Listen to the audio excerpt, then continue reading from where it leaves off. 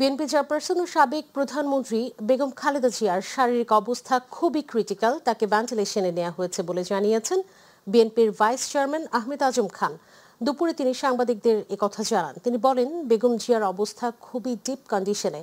এর ব্যাখ্যাটা এই মুহূর্তে দেওয়া সম্ভব নয়, তবে সকলের কাছে দোয়া প্রার্থনা করেন তিনি। কালকে গভীর রাত থেকে ম্যাডাম খুব ক্রিটিক্যাল কন্ডিশনেই চলে গেছেন। ফাইট করছেন তিনি আমাদের মাঝে ফিরে আসার জন্য। এখনও অবস্থা অত্যন্ত ক্রিটিক্যালি আছেন, এখনও বলবার মতো কোনো কন্ডিশনে এখনও উনি আসেন নাই। সারা জাতির কাছে দোয়া চাই ম্যাডাম যেন আমাদের মাঝে ফিরে আসতে পারেন। বলা যায় উনি খুব ডিপ কন্ডিশনে। আমি ঠিক ডিপ কন্ডিশনের ব্যাখ্যাটা আপনাদের কাছে দিতে চাই না, এটুকুই বলতে চাই উনি খুব ডিপ কন্ডিশনে আছেন। এটাকে আপনারা ভেন্টিলেশনও বলতে পারেন বা খুব ক্রিটিক্যাল কন্ডিশনও বলতে পারেন। এই মুহূর্তে সারা জাতির কাছে দোয়া চাওয়া ছাড়া আর কিছু বলার নেই। ক্ষমতার অপব্যবহার করে রাজুকের পূর্বাচল নতুন শহর প্রকল্পে সরকারি প্লট বরাদ্দ নেওয়ার দায় শেখ হাসিনাকে 5 বছরের সশ্রম কারাদণ্ড ও 1 লাখ টাকা জরিমানা করেছেন আদালত। একই সাথে তার বোন শেখ রেহানাকে 7 বছরের কারাদণ্ড সহ 1 লাখ টাকা জরিমানা ও শেখ রেহানার মেয়ে টিউলিপ রিজওয়ানা সিদ্দিককে 2 বছরের কারাদণ্ড ও 1 লাখ টাকা জরিমানা করা হয়েছে। এই মামলার বাকি আসামি সাবেক গণপূর্ত প্রতিমন্ত্রী শরীফ আহমেদ সহ 14 জনকে 5 বছরের কারাদণ্ড দিয়েছেন আদালত। এস এম আরিফের রিপোর্ট।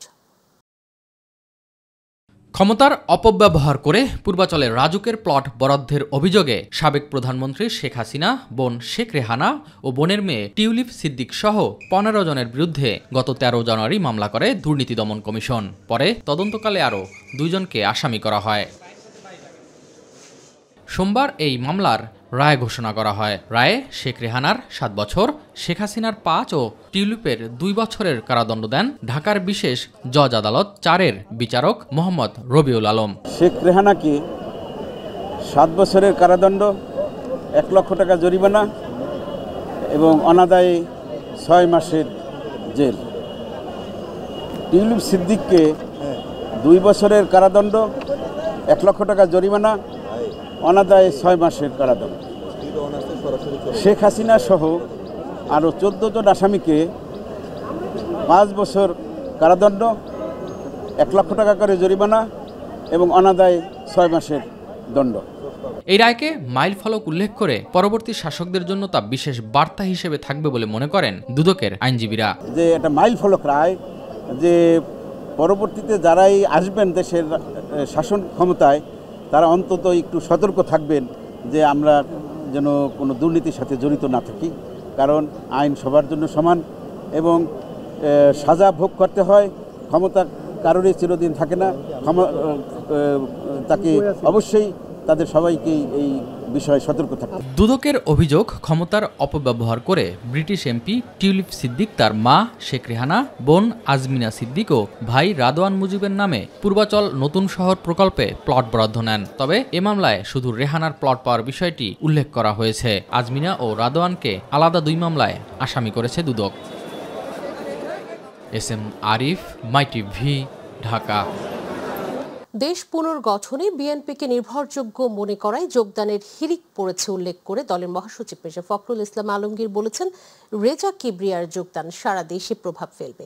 আর স্থায়ী কমিটির সদস্য সালাউদ্দিন আহমেদ বলেছেন, দেশকে অর্থনৈতিকভাবে সমৃদ্ধ করতে মেধাবীদের বিএনপিতে ভেড়ানোর প্রচেষ্টা অব্যাহত থাকবে। রাজধানীতে যোগদান অনুষ্ঠানে বিএনপি নেতারা এসব কথা বলেন। ইউসুফ আলীর রিপোর্ট।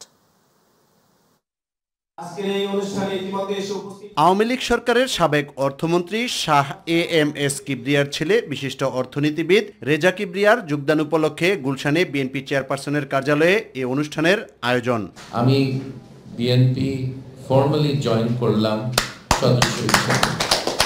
যদি ওনারা মনে করেন জাতীয় কোনো জায়গায় আমাকে কাজ করতে সুযোগ দেওয়া হবে, আমি চাই দেশের জন্য কাজ করতে। আমি খুবই ভালো চাকরি ছেড়ে, আপনারা জানেন IMF এর চাকরির লাভজনক লোভজনক একটা চাকরি, কিন্তু সেই চাকরি ছেড়ে আমি আসছি দেশের জন্য, দেশের মানুষের জন্য কাজ করার জন্যে। যোগদান অনুষ্ঠানে বিএনপির মহাসচিব মির্জা ফখরুল ইসলাম আলমগীর বলেন, দেশের মানুষ এখন বিএনপির দিকে তাকিয়ে আছে। আমরা ডক্টর রেজা কিবরিয়াকে স্বাগত জানাচ্ছি এবং আশা করছি যে ডক্টর রেজা কিবরিয়ার যোগদান শুধু তার এলাকা না, নির্বাচনী এলাকা নয়, সারা বাংলাদেশেই একটা প্রভাব বিস্তার করবে এবং তিনি তার মেধা দক্ষতা দিয়ে এই যে কর্মসূচি আমরা গ্রহণ করেছি, 31 দফা কর্মসূচি, সেই কর্মসূচির ভিত্তিতে বাংলাদেশ নির্মাণ করার ক্ষেত্রে তিনি তার ভূমিকা রাখতে পারবেন। এখন বিএনপিতে যোগ দেওয়ারটা প্রায় হিরিক পড়ে গেছে, ধুম উঠে গেছে। কারণ হচ্ছে যে বিএনপি এখন একমাত্র দল যারা জনগণ মনে করছে যে সামনে সরকার গঠন করতে পারলে তারা দেশে সত্যিকার অর্থেই একটা গণতান্ত্রিক একটা পরিবেশ তৈরি করতে পারবে এবং অর্থনীতি সমৃদ্ধ হবে। দলের স্থায়ী কমিটির সদস্য সালাউদ্দিন আহমেদ বলেন, জনগণের স্বার্থে বিএনপি যোগ্য ও মেধাবীদের সেবা করার সুযোগ করে দিতে চায়। প্রয়োজনীয় গণতান্ত্রিক সংস্কারের জন্য আমাদের প্রয়োজন অনেক মেধাবী নেতৃত্বের, প্রতিভাবান মানুষদের, যারা জাতীয় অর্থনীতি এবং গণতান্ত্রিক সংস্কারের জন্য যথেষ্ট গুরুত্বপূর্ণ ভূমিকা রাখতে পারবেন। এই প্রেক্ষিতে জনাব রেজা কিবরিয়া বাংলাদেশ জাতীয়তাবাদী দলের পতাকা তলে যোগদান করার, জাতীয়তাবাদী দলে যোগদান করার ইচ্ছা প্রকাশ করলে আমরা সেটাকে আন্তরিকভাবে স্বাগত জানিয়েছি। আমাদের এই গণতান্ত্রিক যাত্রায় যেটা আমাদের মূল লক্ষ্য, জাতির অর্থনৈতিক মুক্তি এবং গণতান্ত্রিক সমৃদ্ধশালী একটি বাংলাদেশ নির্মাণের জন্য আমাদের এই ধারা অব্যাহত থাকবে। ইউসুফ আলী, মাই টিভি, ঢাকা। 5 দফা দাবিতে জামাত ইসলামী আন্দোলন, বাংলাদেশ খেলাফত মজলিস সহ 8 দলের খুলনা বিভাগীয় সমাবেশ শুরু হয়েছে।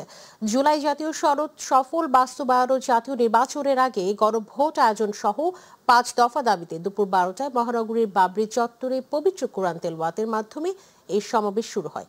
এর আগেই সকাল থেকে বিভিন্ন জায়গা থেকে নেতাকর্মীরা খণ্ড খণ্ড মিছিল নিয়ে দফায় দফায় সমাবেশে যোগ দেন। সমাবেশে প্রধান অতিথি বাংলাদেশ জামায়াত ইসলামীর আমির ডাক্তার শফিকুর রহমান। এছাড়াও খুলনা, বাগেরহাট ও সাতক্ষীরার বিভিন্ন পর্যায়ের নেতৃবৃন্দ বক্তব্য রাখবেন। পিলখানা হত্যাকাণ্ডে বাহিনীর জড়িতদের নাম প্রকাশ করে দ্রুত গ্রেফতারের দাবি জানিয়েছেন শহীদ পরিবারের সদস্যরা। সকালে বিডিআর বিদ্রোহের ঘটনার তদন্তে গঠিত কমিশনের প্রতিবেদনের প্রতিক্রিয়া জানাতে আয়োজিত এক সংবাদ সম্মেলনে এই দাবি জানান তারা। সংবাদ সম্মেলনে কমিশনের প্রতিবেদন নিয়ে সন্তুষ্টির কথা জানিয়েছেন শহীদ পরিবারের সদস্যরা। তারা বলেন, বিচার নিয়ে সোচ্চার থাকার কারণে শহীদ পরিবারের সদস্যদের নানাভাবে ভয়ভীতিও দেখানো হচ্ছে। এ অবস্থায় শহীদ পরিবারের নিরাপত্তা নিশ্চিতের পাশাপাশি জড়িত সেনা সদস্যদের দ্রুত আইনের আওতায় আনার দাবি জানিয়েছেন তারা। রাজাকার ছিল আজকে তৎকালীন টাইমে, তারা এখনকার টাইমে তারা তাদের শোল্ডারে স্টার নিয়ে ঘুরে। আপনারা আরেকটা জিনিস যদি খেয়াল করে রাখেন, লাস্ট ইনভেস্টিগেশনে তারা নাম কিছু মেনশন করতে চাচ্ছিলেন না তাদের ওন সিকিউরিটির জন্য। একটা নাম তারা বাধ্যতামূলক ভাবে বলে, which is general Aziz. The only reason general আজিজের নাম তারা কনফিডেন্টলি বলতে পারে কারণ আল জাজিরা একটা পাবলিক ইনভেস্টিগেশন করে তারা এটা ফাঁস করে দেয় তার পলিটিক্যালি সে কত রং ছিল। কিন্তু আপনার কি মনে হয় না তার মতো আরো মানুষ আছে উইদিন দ্য সিস্টেম? এবং এই সকল সিস্টেমে এই যে মানুষগুলা, তাদেরকে আমরা দেখেছি। আমরা বিগত 16 বছর ধরে আর্মির মধ্যে ছিলাম এবং আমরা দেখেছি তারাই ফেক স্মাইলস, তারাই এসে আমাদেরকে সান্ত্বনা দিবে বা তারাই খুবই মহৎ ভাবে অ্যাক্টিং করবে।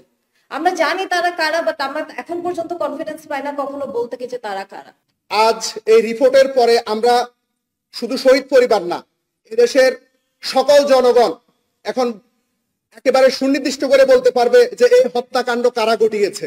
এটা আমাদের এই সময়ের জন্য সবচেয়ে বড় অর্জন। আজ থেকে শুরু হচ্ছে কক্সবাজার থেকে সেন্ট মার্টিনে জাহাজ চলাচল। রাত্রি যাপন করা যাবে আগামী 2 মাস। এরই মধ্যে এই প্রবাল দ্বীপের উদ্দেশ্যে যাত্রা করেছে 3টি জাহাজ। সকাল 7:15 কক্সবাজার শহরের নুনিয়ারছড়ার বিআরডব্লিউটিএ ঘাট থেকে জাহাজগুলো রওনা করে। চলতি মৌসুমে কক্সবাজার সেন্ট মার্টিন রুটে প্রথম এই যাত্রায় রয়েছেন 1106 জন পর্যটক। এমভি কর্ণফুলী এক্সপ্রেস, এমভি বারো আউলিয়া, কেয়ারি সিন্দাবাদ ও কেয়ারি ক্রুজ অ্যান্ড ডাইন নামের 4টি জাহাজ কক্সবাজার থেকে সেন্ট মার্টিন নৌপথে চলাচলের অনুমতি নিয়েছে। এছাড়া সেন্ট মার্টিনের জীববৈচিত্র্য রক্ষায় সরকারের জারি করা 12টি নির্দেশনা কঠোরভাবে বাস্তবায়ন করা হবে। সরকারি নির্দেশনা মেনে প্রতিদিন সর্বোচ্চ 2000 পর্যটক যেতে পারবেন অনুমতিপ্রাপ্ত জাহাজগুলোতে। 31 জানুয়ারি পর্যন্ত থাকছে দ্বীপে রাত্রি যাপনের সুযোগ। এন্ট্রি পদে নবম গ্রেড প্রদান সহ 4 দফা দাবিতে আজ থেকে পূর্ণ দিবস কর্মবিরতি পালন করছে বাংলাদেশ সরকারি মাধ্যমিক শিক্ষক সমিতি। দাবি আদায়ে শিক্ষা ভবন ঘেরাও এবং 2 দিনের অবস্থান কর্মসূচি শেষে কোনো সমাধান না আসায় এই কঠোর সিদ্ধান্ত নিয়েছেন শিক্ষকরা। শিক্ষক নেতারা জানিয়েছেন, কর্মবিরতির অংশ হিসেবে চলমান বার্ষিক পরীক্ষা, এসএসসি নির্বাচনী পরীক্ষা বর্জন এবং খাতা মূল্যায়ন কার্যক্রম থেকেও তারা বিরত থাকবেন। তবে সরকারের পক্ষ থেকে দাবি মেনে নেওয়া হলে ছুটির দিন পরীক্ষা নিয়ে ডিসেম্বরের মধ্যেই ফলাফল প্রকাশের প্রতিশ্রুতি দেন তারা। অন্যথায় বুধবার নতুন কর্মসূচি ঘোষণা করা হবে বলে হুঁশিয়ারি দিয়েছেন। দর্শক, এই মুহূর্তে সিলেট থেকে শিক্ষকদের কর্মবিরতির খবর জানাতে যুক্ত হচ্ছেন প্রতিনিধি মৃণাল কান্তি দাস। মৃণাল, কর্মবিরতির তথ্যটি আমরা জানি, এছাড়া আর কি তথ্য আছে এবং শিক্ষকরা আর কিছু বলেছেন কিনা? মোহন, আপনাকে ধন্যবাদ। সারা দেশের ন্যায় আজ কিন্তু সকাল থেকে সিলেটেও সরকারি মাধ্যমিক স্কুলের যে সকল শিক্ষকবৃন্দ রয়েছেন তারা কিন্তু কর্মবিরতি শুরু করেছেন এবং তাদের নিজস্ব 4 দফার দাবিতে কিন্তু তারা এই কর্মবিরতি পালন করছেন। আমরা অবস্থান করছি সিলেটের সরকারি অগ্রগামী বালিকা উচ্চ বিদ্যালয় এবং কলেজের সামনে। আমি যদি এখানে পরিস্থিতিটা আপনাদেরকে দেখাতে চাই এবং আপনার মাধ্যমে যদি মাই টিভির দর্শকদের জানাতে চাই, আর এই কর্মবিরতির ফলে কিন্তু 24শে নভেম্বর থেকে চলা বার্ষিক পরীক্ষাও স্থগিত হয়ে গেছে। সকালে অনেক স্কুলেই কিন্তু শিক্ষার্থীরা পরীক্ষা দিতে এসে জানতে পারে আজ পরীক্ষা হবে। ছাত্রছাত্রীরা হতাশ হয়ে কিন্তু বাসায় ফিরে গেছেন। এতে কিন্তু অভিভাবক যারা রয়েছেন তাদের ভিতরেও ক্ষোভের সৃষ্টি হয়েছে এবং তারা যে বিষয়টি আমাদেরকে জানিয়েছেন যে শিক্ষকদের নিজেদের দাবির কারণে বাচ্চাদের ভবিষ্যৎ কিন্তু ঝুঁকিতে পড়ছে। তারা এই দ্রুত এ সমস্যার সমাধান দাবি করেছেন। তবে শিক্ষকদের সাথেও আমরা কথা বলেছি, তারা আমাদেরকে যে বিষয়টি জানিয়েছেন যে সহকারী শিক্ষক পদকে বিসিএস ক্যাডারে নেওয়া, শূন্য পদে নিয়োগ ও পদোন্নতি, টাইম স্কেল, সিলেকশন গ্রেড সহ 4টি দাবির জন্যই তাদের কিন্তু এই কর্মসূচি বলে তারা কর্মসূচি পালন করছেন এবং তারা আরো আমাদেরকে জানিয়েছেন যে তারা টানা 3 দিন কিন্তু কর্মবিরতি পালন করবেন। এই সময়ের মধ্যে সব পরীক্ষা বন্ধ থাকবে, তবে দাবি মানলে কিন্তু হওয়া পরীক্ষাগুলো নেওয়া হবে বলে আমাদেরকে জানিয়েছেন। তবে অভিভাবক যারা রয়েছেন তাদের পাশাপাশি কিন্তু সিলেটের যারা সচেতন মহল রয়েছেন তাদের সাথেও আমরা কথা বলেছি। তারা আমাদেরকে যে বিষয়টি জানিয়েছেন যে শিক্ষার্থীদের পরীক্ষার সময় এমন আন্দোলন কিন্তু কাম্য নয়। অতি দ্রুত আলোচনার মাধ্যমে এই সমস্যার সমাধানের দাবি তারা জানিয়েছেন ঊর্ধ্বতন কর্তৃপক্ষের কাছে। আসলে এই ছিল সিলেট থেকে শিক্ষকদের কর্মবিরতির সার্বিক পরিস্থিতির এখনকার পর্যন্ত আমার কাছে সর্বশেষ। মৃণাল, আপনাকে ধন্যবাদ। দর্শক, সিলেট থেকে প্রতিনিধি মৃণাল কান্তি দাস যুক্ত ছিলেন, শিক্ষকদের কর্মবিরতির সবশেষ তথ্য জানাচ্ছিলেন। প্রতি বছর 1 ডিসেম্বর বিশ্ব এইডস দিবস পালিত হয়, যা মনে করিয়ে দেয় যে এইডসের সমস্যা এখনও পুরোপুরি শেষ হয়নি। সিরাজগঞ্জ এআরটি সেন্টারে উদ্বেগজনক হারে বাড়ছে এইচআইভি পজিটিভ রোগীর সংখ্যা, যার মধ্যে অধিকাংশই সমকামিতা ও ইনজেকটিভ ড্রাগ ব্যবহারকারী। এবছর দিবসটির মূল বার্তা চ্যালেঞ্জ পেরিয়ে নতুনভাবে এইডস প্রতিরোধ করে তোলা। প্রতিনিধি এইচ.এম. মোনায়েম খানের রিপোর্ট, জানাচ্ছেন আতিকুর রহমান তিতাস। সিরাজগঞ্জ এআরটি সেন্টারে হঠাৎ করেই বৃদ্ধি পাচ্ছে এইচআইভি এইডস পজিটিভ রোগীর সংখ্যা। উদ্বেগজনক হারে এই সংখ্যা বৃদ্ধি পাওয়ায় শঙ্কায় জেলার স্বাস্থ্য বিভাগ। সিরাজগঞ্জ জেনারেল হাসপাতালের এইচআইভি পজিটিভদের চিকিৎসা কেন্দ্র এআরটি সেন্টারের তথ্য মতে সিরাজগঞ্জ সহ 9টি জেলা থেকে সেবা নিতে আসা রোগীদের এইচআইভি পজিটিভের সংখ্যা 255 জন। এর মধ্যে বেশিরভাগই সমকামিতা ও ইনজেকটিভ ড্রাগ ব্যবহারকারী। আর এখন পর্যন্ত মৃত্যুর সংখ্যা 26 জন। অনেকে বুঝে আবার অনেকে না বুঝে সমকামিতা ও নেশাজাতীয় এসব ইনজেকশন গ্রহণের সুই বা সিরিঞ্জ থেকে একে অপরের সাথে শেয়ার করছে। এতে দ্রুত এইচআইভি ভাইরাস একজন থেকে অন্যজনে ছড়িয়ে পড়ছে। একদিন, 2 দিন, 3 দিন এরকম ভাবে দিয়ে যায়। দিতে ওই মনে করেন যে একটা বড় ধরে একটি এসে পরে আমি তাকে লাগে না, আমি একাই যা কিনি একাই দিই। এই শেয়ারিং এর জন্যই এইচআইভি হয়েছে আমার। এক সিরিঞ্জের নেশাটা আপনার উঠানো হয়, উঠানোর পরে আপনার অর্ধেক আমার বন্ধু দিছে, অর্ধেক আমি দিছি। এইভাবে দিতে দিতে দিতে দিতে ওর ব্লাড আমার ভিতর গেছে, আমার ব্লাড ওর ভিতরে গেছে। চাইতে চাইতে চাইতে চাইতে এই যে এই রোগটা আক্রান্ত হয়ে গেছে আর কি। সরকার আমাদের ওষুধ বিনামূল্যে খাওয়াইতেছে, নিয়মিত ওষুধ খাওয়াইতেছে। এখন আলহামদুলিল্লাহ এখন শরীরটা খুব সুস্থ আছে। সমাজের অসচেতন মানুষগুলো সমকামিতা আর ইনজেকটিভ ড্রাগ শেয়ারিং ব্যবহার করছে, ফলে এর মধ্যেই বেশি HIV পজিটিভ পাওয়া যাচ্ছে। আমাদের এখানে 255 জন রোগী আছে, তাদের মধ্যে 26 জনই মারা গেছে এবং বাদবাকি যারা আছে তাদেরকে আমরা বিনামূল্যে মেডিসিন সরবরাহ করে থাকি এবং নিয়মিত খোঁজখবর রাখি তারা ভালো আছে কিনা, এবং 3 মাস অন্তর যাদের ভাইরাসের পরিমাণ বেশি তাদেরকে ভাইরাল টেস্ট করা হয় আমাদের ল্যাবে। এইডসে সিরাজগঞ্জ রেড জোন নয়। রেড জোন হতে হলে যে পরিমাণ পজিটিভ হওয়ার কথা তার চেয়ে সংখ্যা অনেক কম এখানে বলে জানালেন সহকারী পরিচালক। আমরা 2025 সালে যে চিত্রটা দেখছি 3710 জনের পরীক্ষা করা হয়েছে, এর ভিতরে পজিটিভ এসেছে 38 জন, এর ভিতরে মাত্র 22 জন হচ্ছে সিরাজগঞ্জ জেলার, এবং এই আমরা যদি পার্সেন্টেজ করি সেই পরিমাণ আসবে 0.5-এরও কম। HIV ভাইরাস প্রতিরোধে নিয়মিত সচেতনতামূলক কার্যক্রম ও কাউন্সেলিং চলছে বলে জানালেন সিভিল সার্জন। সমকামিতার বিষয়টা এটা আসলে একটা হিডেন মাস বলা যায়, আইসবার্গ অফ ডিজিজের মতোই, এটা তো আসলে দেখা যায় না। এই বিষয়গুলো আমরা অ্যাওয়ারনেস বৃদ্ধি করব আমাদের স্কুল কলেজ পর্যায়ে এবং জেলা পর্যায়ে আমরা মাস অ্যাওয়ারনেস বৃদ্ধি করব। জেলা মাদকদ্রব্য নিয়ন্ত্রণ অধিদপ্তরের তথ্য মতে গত 2 বছরে বিভিন্ন অভিযানে প্রায় 1900 অ্যাম্পল ইনজেকটিভ ড্রাগ জব্দ করেছে তারা। আতিকুর রহমান তিতাস, মাই টিভি। শুরু হলো বিজয়ের মাস ডিসেম্বর। বাংলাদেশের ইতিহাসে শ্রেষ্ঠ ঘটনা মহান মুক্তিযুদ্ধ। 1971 সালের 16 ডিসেম্বর মহান মুক্তিযুদ্ধে চূড়ান্ত বিজয়ের মাধ্যমে বাঙালি জাতির জীবনের সবচেয়ে গৌরবের অধ্যায় রচিত হয়। বিশ্বের মানচিত্রে জন্ম নেয় স্বাধীন সার্বভৌম বাংলাদেশ। বাঙালি জাতিকে দমিয়ে রাখতে 1971 সালের 25 মার্চ থেকে ব্যাপক হত্যাযজ্ঞ শুরু করে পাকিস্তানি বাহিনী।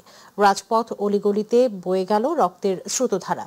রাজনৈতিক নেতৃত্বহীন, অপ্রস্তুত, অসংগঠিত জাতি তখন দিশাহীন। ঠিক সেই মুহূর্তে 27 মার্চ কালুরঘাট বেতার কেন্দ্র থেকে স্বাধীনতার ঘোষণা দেন মেজর জিয়াউর রহমান। 9 মাসের রক্তক্ষয়ী যুদ্ধে লাখো বাঙালির আত্মত্যাগ আর মা বোনের সম্ভ্রমের বিনিময় অর্জিত হয় বাংলাদেশের বিজয়। রেসকোর্স ময়দানে পাকিস্তানি বাহিনী নতি স্বীকারে বাধ্য হয়। রক্তক্ষয়ী সংগ্রামের পথ বেয়ে আসে পরম কাঙ্ক্ষিত বিজয়। মহান বিজয় দিবস উদযাপন উপলক্ষে ঢাকা বিশ্ববিদ্যালয়ের উদ্যোগে বিজয় র্যালির আয়োজন করা হয়েছে। সকালে অনুষ্ঠিত র্যালিতে যোগ দেন উপাচার্য, প্রক্টর, রেজিস্ট্রার সহ ডাকসু নেতৃবৃন্দ। বিজয় র্যালিতে যোগ দিয়ে ঢাবি উপাচার্য বলেন, ডিসেম্বর একটি মাইল ফলক। জাতির ক্রান্তি লগ্নে ঢাকা বিশ্ববিদ্যালয়ের অবদানের কথা স্মরণ করে তিনি বলেন, প্রয়োজনে দেশের মানুষকে সঙ্গে নিয়ে ঢাকা বিশ্ববিদ্যালয় সবসময় জাতির পাশে দাঁড়িয়েছে। এই বিজয় র্যালিকে ঐক্যবদ্ধের প্রতীক উল্লেখ করে তিনি বলেন, অতীতের মতো যে কোনো পরিস্থিতিতেই জাতিকে ঐক্যবদ্ধ থাকতে হবে। এই আয়োজন আমরা জাতীয় ঐক্যের প্রতীক হিসাবে দেখতে চাই। আমাদের মধ্যে যেন ভাঙনের সুর আর না শুনি। এই জাতি যে কোনো প্রয়োজনে একসাথে হতে জানে, ঐক্যবদ্ধ হতে জানে। জাতি ধর্ম নির্বিশেষে আমরা সবাই আমাদের দেশমাতৃকার প্রয়োজনে একসাথে হই। এটি ইতিহাসে বারবার প্রমাণ করেছে। এই বিজয়ের মাস আমাদেরকে যেন আরো ঐক্যবদ্ধ করে। জলবায়ু পরিবর্তনের ফলে ক্রমেই লবণাক্ত হয়ে পড়ছে সাতক্ষীরার উপকূলীয় অঞ্চলগুলো। আর প্রতিনিয়ত এই লবণাক্ত পানির সংস্পর্শে থেকে জরায়ু সহ নানা শারীরিক জটিলতায় ভুগছেন উপকূলের নারীরা। এমনকি এর ক্ষতিকর প্রভাবে মাতৃত্ব হারাচ্ছেন অনেক নারী, যার ফলে ঝুঁকিতে ভবিষ্যৎ প্রজন্ম। তবে চিকিৎসকরা বলছেন, এই লবণাক্ততা শুধু নারীদের নয়, নারী পুরুষ উভয়ের জন্যই ঝুঁকিপূর্ণ। প্রতিনিধি ফয়জুল হক বাবুর তথ্যচিত্র আরো জানাচ্ছেন শামসাবিস উচ্ছ্বাস। বাংলাদেশের দক্ষিণ পশ্চিম উপকূলীয় জেলা সাতক্ষীরা। জেলার সুন্দরবন ঘেঁষা দ্বীপ ইউনিয়ন গাবুরা, যেখানে সারা বছরই তীব্র মিঠা পানির সংকট। বাধ্য হয়ে রান্নাবান্না, গোসল থেকে শুরু করে প্রতিদিনের সব কাজই ব্যবহার করতে হয় লবণাক্ত পানি। আমরা এই নদীতে থাকি সব সময়। আগে ছিল নোনা পানি কম, আর এখন নোনা পানি হয়েছে বেশি। প্রত্যেক মহিলা পুরুষের ক্ষতিগ্রস্ত হতে হচ্ছে। এখানে আমাদের ভালো ডাক্তার নেই। শুধু গাবুরা নয়, সাতক্ষীরার উপকূলীয় 2 উপজেলা শ্যামনগর ও আশাশুনির চিত্র একই। জীবিকার তাগিদে কোমর সমান লবণাক্ত পানিতে ঘন্টার পর ঘন্টা কাজ করতে হয় এখানকার নারীদের। ফলে অধিকাংশ নারীরা চর্মরোগ সহ জরায়ু ইনফেকশন ও টিউমারে আক্রান্ত হচ্ছে। এই নখের সমস্যা, জরায়ু নাড়ির সমস্যা, এই ঘা পা ছাড়াও অনেক কিছু রোগ ব্যাধি হচ্ছে। আমার শারীরিক সমস্যা হলো পেশাবের নাড়িতে ইনফেকশন, জরায়ুর নাড়িতে ঘাড়ি ইনফেকশন হয়েছে। গবেষকদের মতে জলবায়ু পরিবর্তনের কারণে উপকূলে লবণাক্ততার মাত্রা অস্বাভাবিক হারে বেড়েছে। আর এই লবণাক্ত পানির সরাসরি প্রভাব পড়ছে নারীদের প্রজনন স্বাস্থ্যে। কেউ কেউ অল্প বয়সে বাধ্য হচ্ছেন জরায়ু কেটে ফেলতে। যারা ইতিমধ্যে জরায়ু ইনফেকশনে ভুগছে অথবা জরায়ু ক্যান্সারে ভুগছে, তাদেরকে দ্রুততম উন্নত চিকিৎসা দেওয়া উচিত। নারীদের জন্য এই জরায়ু ক্যান্সার বা বিভিন্ন ধরনের নারী ঘটিত যে রোগগুলো, এই রোগগুলো থেকে অতিক্রম করতে গেলে বিকল্প কর্মসংস্থান করতে হবে। চিকিৎসকরা বলছে এই লবণাক্ত শুধু নারীদের নয়, নারী পুরুষ উভয়ের জন্যই সমান স্বাস্থ্য ঝুঁকি। যথাসময়ে চিকিৎসা ও সচেতনতা ছাড়া পরিস্থিতি আরো ভয়াবহ হয়ে উঠতে পারে। যথাসময়ে যদি এই ধরনের চর্মরোগ দেখা দেয় তাহলে যথাসময়ে চিকিৎসা নেবে এবং লিউকোরিয়াজনিত কোনো সমস্যা যদি হয় সেটা ডাক্তারের পরামর্শ নেবে এবং সেই অনুযায়ী চিকিৎসা হবে, যাতে পরবর্তীতে এটার কারণে তার জরায়ু ক্যান্সার এই ঝুঁকিটা কমে যাবে যদি তারা সচেতন হয়। সুপেয় পানির সরবরাহ, স্বাস্থ্যসেবা নিশ্চিতকরণ এবং জলবায়ু অভিযোজন এসব উদ্যোগ দ্রুত না নিলে উপকূলের নারীদের ভবিষ্যৎ আরও অনিশ্চিত হয়ে পড়বে, এমনটাই মত সচেতন মহলের। শামস তাবরিজ উচ্ছ্বাস, মাই টিভি নিউজ ডেস্ক।